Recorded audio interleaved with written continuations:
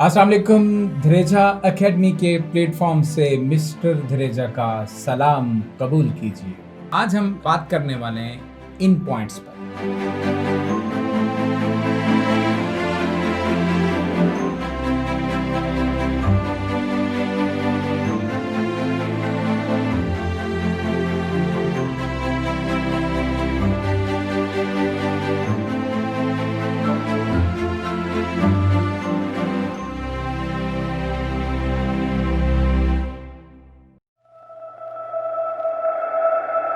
Principal diagonal.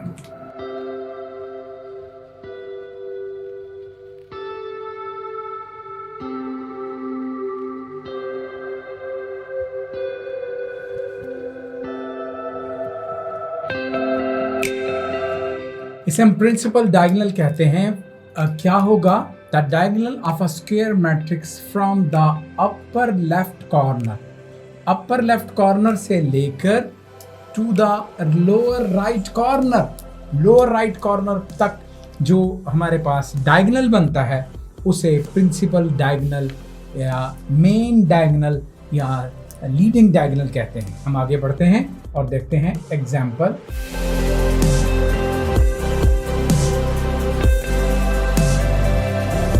इसमें अगर हम देखें तो हमारे पास ये इस डायगोनल को प्रिंसिपल डायगोनल कहा जाता है। क्या नाम देते हैं?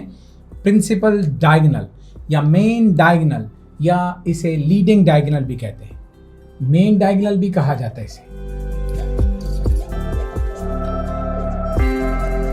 इसे लीडिंग डायगोनल भी कहते हैं।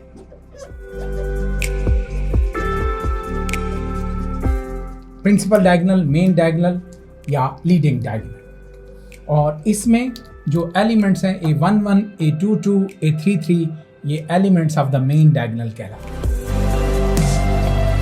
ऑपरेशंस ऑन मैट्रिसेस हमारा ये टॉपिक है।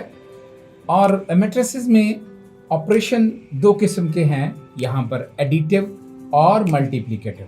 हम सबसे पहले देखते हैं कि एडिटिव ऑपरेशंस में क्या क्या होता है। नंबर 1, पहले हम ये देखेंगे कि दो मैट्रिसेस अगर हैं तो वो कब आपस में एडिशन के लिए कंफर्मेबल होते हैं, कब हम दो मैट्रिसेस को आपस में ऐड कर सकते हैं। तो जनाब, एडिशन ऑफ मैट्रिसेस हमारा पहला टॉपिक, एडिशन ऑफ मैट्रिसेस।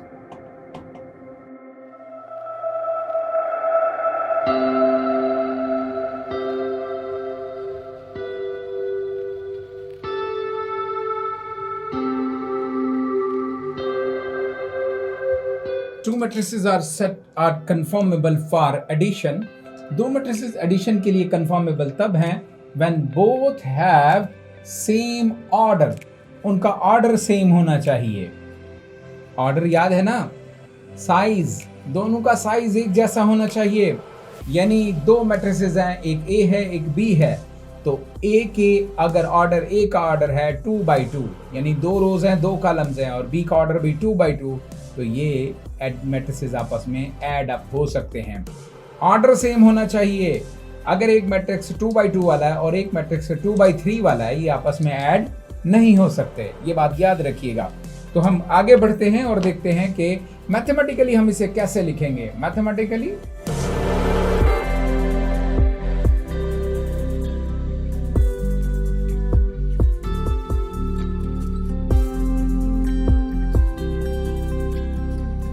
जी जनाब, अगर दो मैट्रिसेस हैं, एक A है और उसका ऑर्डर m/n है, दूसरा B है, उसका ऑर्डर भी m/n है, तो वो आपस में ऐड हो सकते हैं। दोनों के एलिमेंट्स, कॉरेस्पॉन्डिंग एलिमेंट्स को आपस में ऐड करेंगे। ऑर्डर जो रिजल्टेंट मैट्रिक्स होगा A+B, उसका ऑर्डर सेम होगा। आपको एक मिसाल देता चलूं। फॉर एग्जाम्पल, मिसाल ले लेते हैं। A is equal to 2, 4, 3, 7 and B is equal to 2, -3, 7, 9। अब हम इन दोनों को ऐड करना चाहते हैं। Then A+B is equal to, याद रखिए इन दोनों का ऑर्डर क्या है? सेम। ये भी 2 है, ये भी 2 है।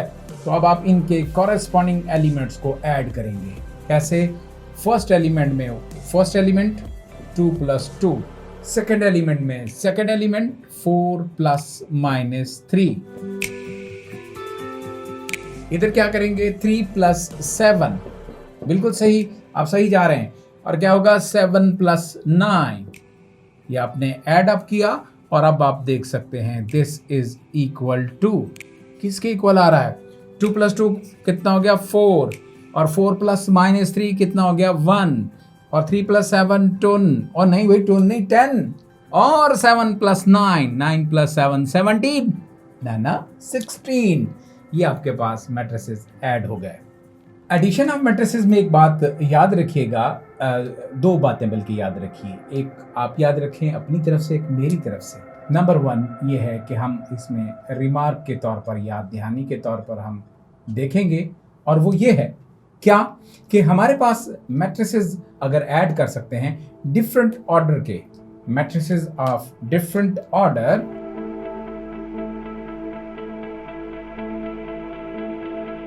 जब भी आप डिफरेंट ऑर्डर के मैट्रिसेस देखें और वो कहे, अगर फर्ज करें आपको चक्कर देता है कि आप इसे ऐड करें, आप उसके चक्कर में ना आइएगा।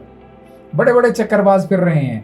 तो एक पॉइंट आपके पास ये आ गया कि डिफरेंट ऑर्डर के मैट्रिसेस आपस में ऐड नहीं हो सकते, बिल्कुल सही है। और दूसरी बात ये है कि addition is done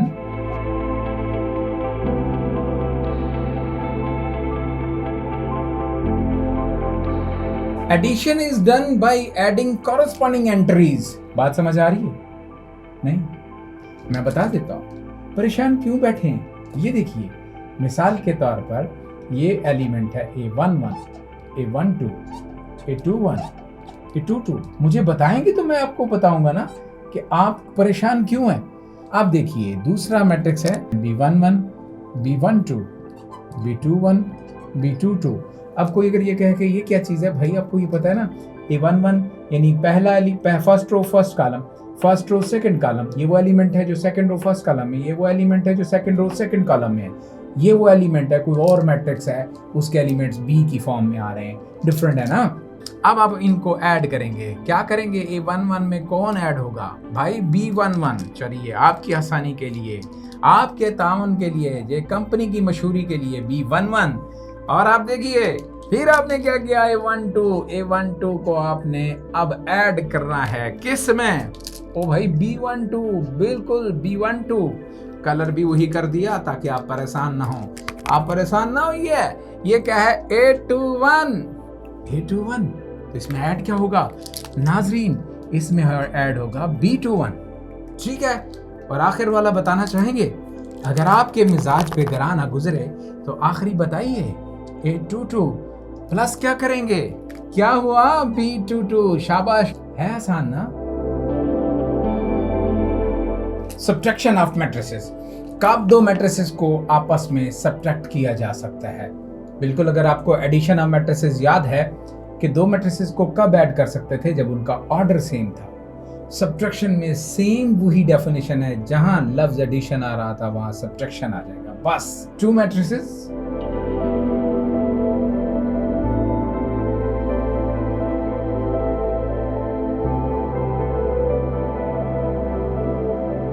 if both have same order, क्या कहना चाहता हूं मैं भाई? मैथमेटिकली देख लेते हैं। और भाई परेशान नहीं होना।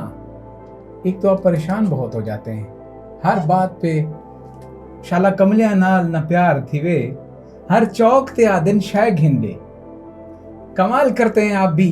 आप परेशान ना हुआ करें, मैं हूं ना। Mathematically A is equal to, याद रहे दोनों का ऑर्डर सेम होना चाहिए।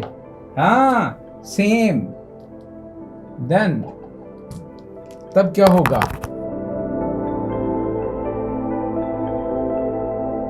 ऑर्डर पे कोई फर्क नहीं पड़ेगा, ऑर्डर सेम रहेगा, कॉरेस्पॉन्डिंग एलिमेंट्स आपस में माइनस हो जाएंगे। बात समझ आ रही है? एग्जाम्पल की बात करना चाह रहे हैं, आइए एग्जाम्पल देख लेते हैं।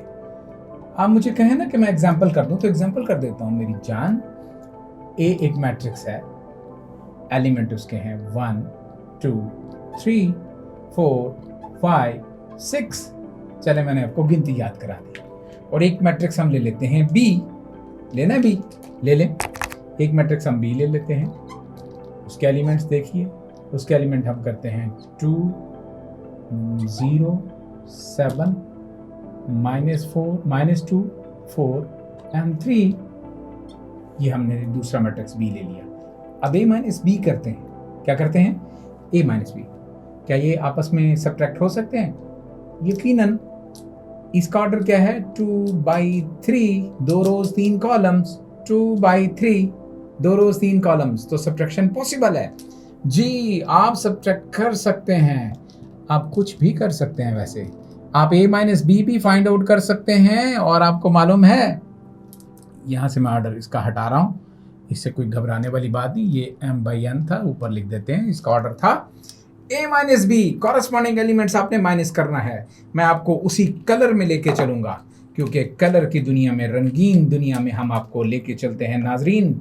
रंगीन दुनिया में पहला एलिमेंट था 1, पहला एलिमेंट लिख लिया। फिर क्या था? 2। फिर क्या था? 3। लो जी, मैंने आपको एक मज़ेदार बात कर दी। और इसमें से अब ये पहले एलिमेंट माइनस कर दें। क्या किया? -2। फिर क्या किया? -0। फिर क्या किया? -7। आप देख रहे हैं? 4, 5 एंड 6 ये था। और इसमें से माइनस करना है -2। तो माइनस क्या हो जाएगा? प्लस। याद रहे ना, ये माइनस था तो माइनस प्लस। और ये क्या आ गया? -4 हो जाएगा। ये क्या आ गया? -3।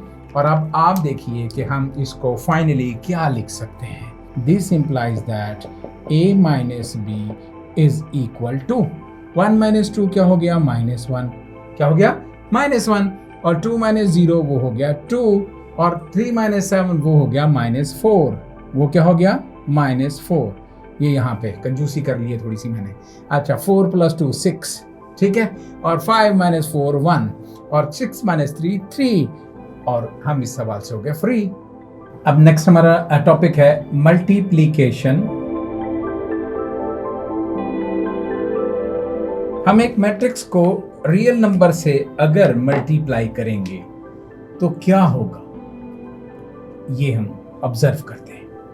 हमारे पास ये है कि let a is equal to